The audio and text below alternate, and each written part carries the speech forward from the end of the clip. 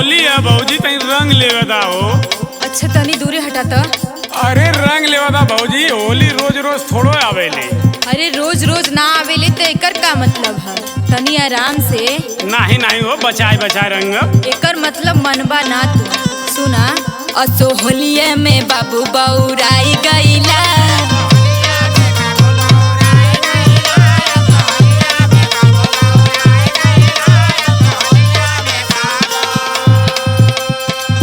गाले ललका पियर का लगाई गईला।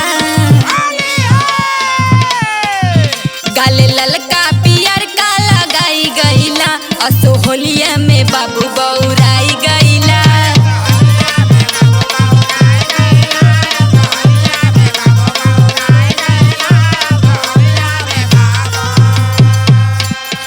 ए भौजी का हो? बोला बोला। सुना, हमरो बात थे। अरे हर साल तो एगो बतिया कहेला, लेकिन करेला अपने वाली। अरे हमार भौजी ने तनी एक बेर लगा ले ना। चला चला हटा था, अब ढेर खैया भाव मत बनावा। तो सुना, रंग लागी तो भौजी गोराई हो।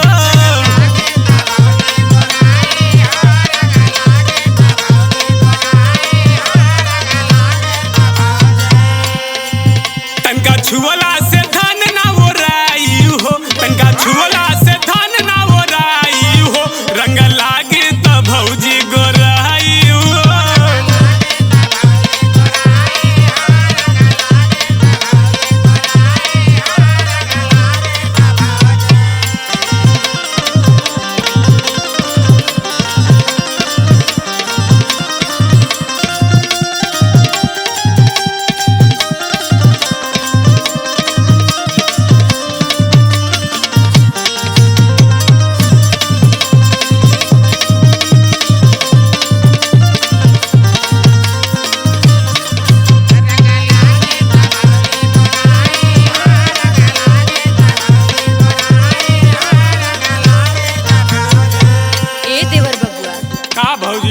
रउआ कहत ही कि रंग लागी त गोराई, ई कवन रंग आ गल हो?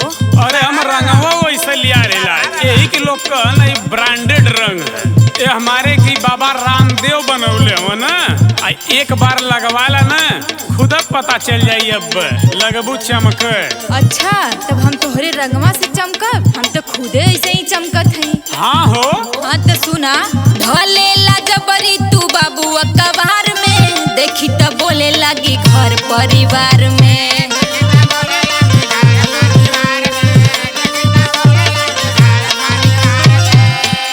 ए भौजी, होली है होली, केहू ना बोली।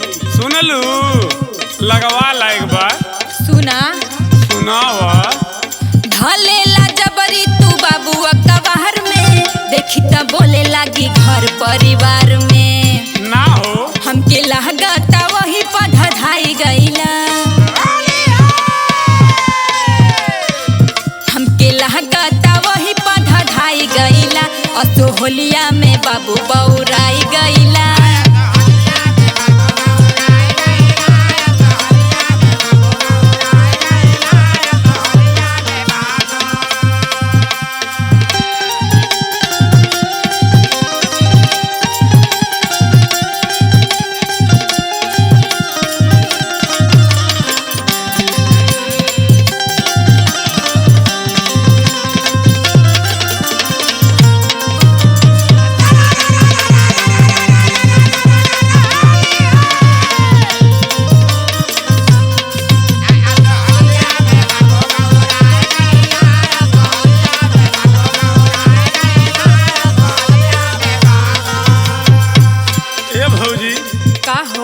सुना हमार बात। यही तरह सुना सुना कह के धले थवा अखबार में और कहत हवा सुना हमार बात। अरे मानिला ये हमार भौजी।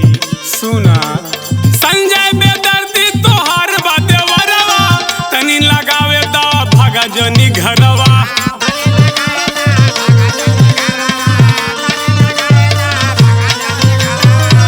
अरे भौजी, एक बेर लगा लियो दा ना। अरे हम बुझत ही तोहार जवन चाल है।